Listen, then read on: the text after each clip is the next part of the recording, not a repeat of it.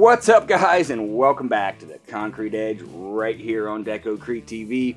My name's Jeff, and on today's show, we're going to take a look at a few different kinds of ice melts and to go over which is the safest thing for your concrete, so stay tuned and you're going to learn all about it.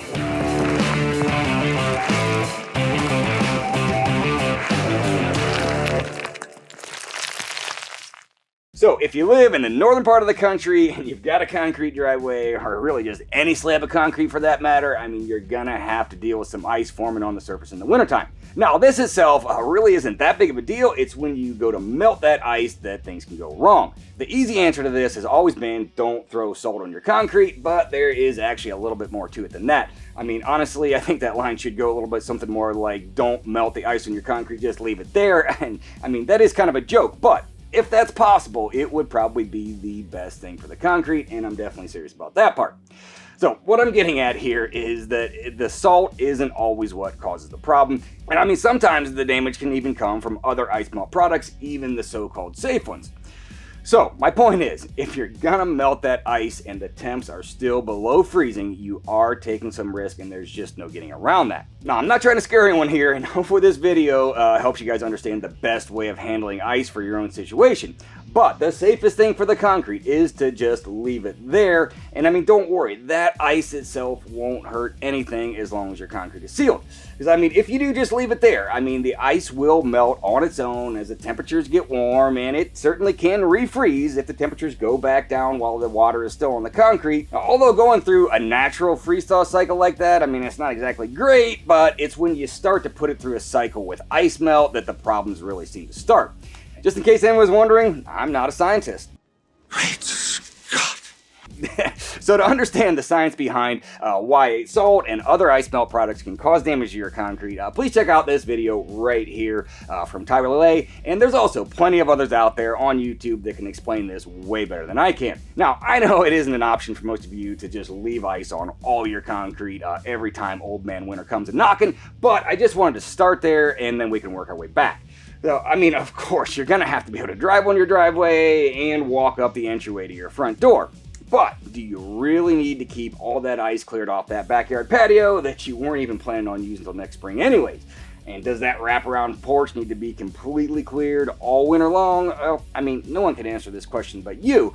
The point is, sometimes you just have to make a decision.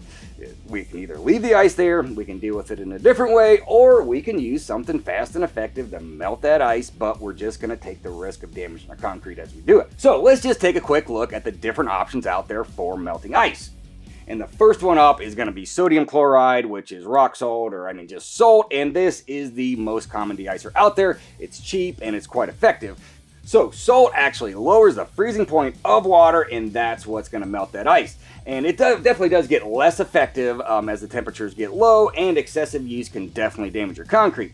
I mean, all other ice melts have their downsides, but when it comes to the damage, salt does seem to cause more of it in a shorter amount of time. So next up is calcium chloride, and if you're in the concrete industry, you know all about calcium chloride as an accelerator. But as an ice melt, it is actually more effective than rock salt at lower temperatures.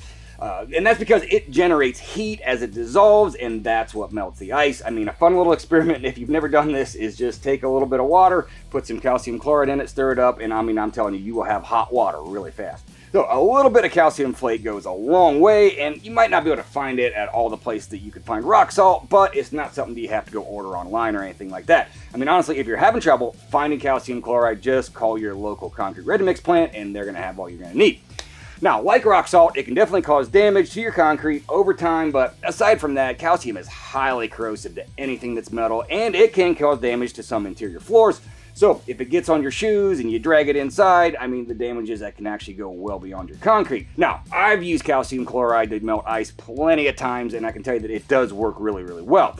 Just be careful with it and use as little bit as you have to. Now, there's also the option of magnesium chloride, and it is supposedly less harmful to concrete and the vegetation compared to rock salt or calcium, and it's also effective at lower temperatures. Now, I don't have any personal experience with magnesium chloride, but Google would definitely tell you that it is one of the safest ways of melting ice on concrete, and you do find magnesium chloride in a lot of safe ice melt products. Just keep in mind that with excessive use, it still can cause some damage. Now, some ice melt products are specifically designed to be safe for pets. Just to be clear though, just because these things are safe for our furry friends, that doesn't mean it won't ever damage the concrete, and a lot of these products also come with the byproduct of just a lot of mess to clean up the next spring. Now, there are other solutions out there for melting ice, but they also all have their downsides. However, you can reduce those downsides fairly drastically just by using a little bit of moderation, and I just can't stress that enough. Now, there is another way of going about this. Instead of melting the ice, there are products that will just keep the ice from ever forming in the first place. I mean, Safe Thaw from Deco-Crete, for example, is a liquid that you spray on your concrete before a snow or ice storm comes through. Now, these products are definitely not very effective at melting any ice, but they actually do a great job of preventing it. And also just remember that if you spray these products on top of the ice, I mean, it's gonna just sit there as a liquid and it won't freeze back up. It's essentially what you're gonna do is just make that ice even more slippery. Kick that rock. I'm not gonna fall.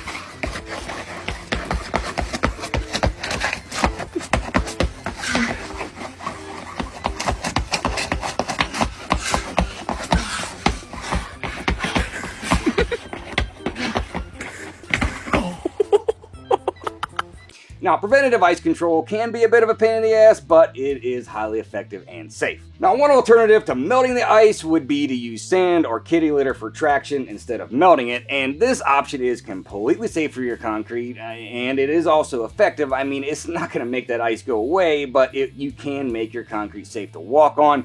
And in this case, I mean, don't even worry about the moderation thing. Just go ahead and use all the sand you want. And the only downside is the more sand you use now, the more you're going to have to clean up later. So just a few last things here before we finish up, and the first one is just be even more careful on newer concrete. I mean, the first winter that concrete goes through is going to be its most vulnerable, and as the concrete gets older, it will be able to handle more abuse, including ice melts, but if possible, I just wouldn't use any kind of ice melt that first winter.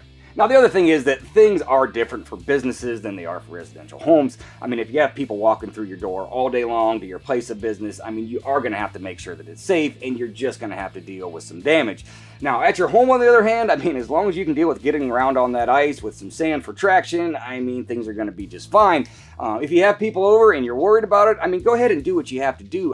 Ice melts don't just instantly damage the concrete from one or two uses. It's just that constant use over time that causes the major damage. So here's a quick recap just to wrap things up. All ice melts can potentially cause damage to your concrete, and salt seems to be the worst.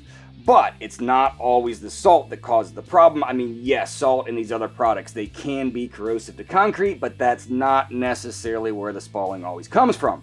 More times than not, it's that freeze, thaw, refreeze cycle that ends up causing the major damage. Now, there are some things that are going to be out of your control, and the biggest one is salt dripping off your car or truck. I mean, of course, highway departments and county road crews, I mean, they have to use ice melt, and we're all really, really happy that they do. But what happens is that the salt from the road is going to get on your car, and as the snow or slush starts to melt off, all that salt just ends up on your driveway. And the only way that I know of avoiding this would be to not drive on the roads, and I don't think that any of us are going to do that. Now, this one can be kind of tough to deal with. I mean, washing off your concrete constantly in freezing temperatures isn't anything that any of us wants to do, and it's probably not even going to be possible. Now, we do have a video coming out in the next couple weeks about wintertime care tips for concrete, and I'm going to give you a little sneak peek. The number one tip is keep your concrete sealed. I just can't say that enough. Well, guys, that's pretty much it for today's show. Hopefully this video helped you guys deal with ice on your concrete in the safest way possible. We'd like to say thank you guys so much for taking the time to watch this video. I mean, we really, really do appreciate all the support that you guys show to the channel by tuning in every week and always hitting those couple little buttons down there. They're free of charge. Like, share, and subscribe if you haven't. Please leave us a comment if we missed anything, or if you have any questions about wintertime care for concrete. So, from all of us here at Deco-Crete TV, thanks for watching, and we'll see you next time.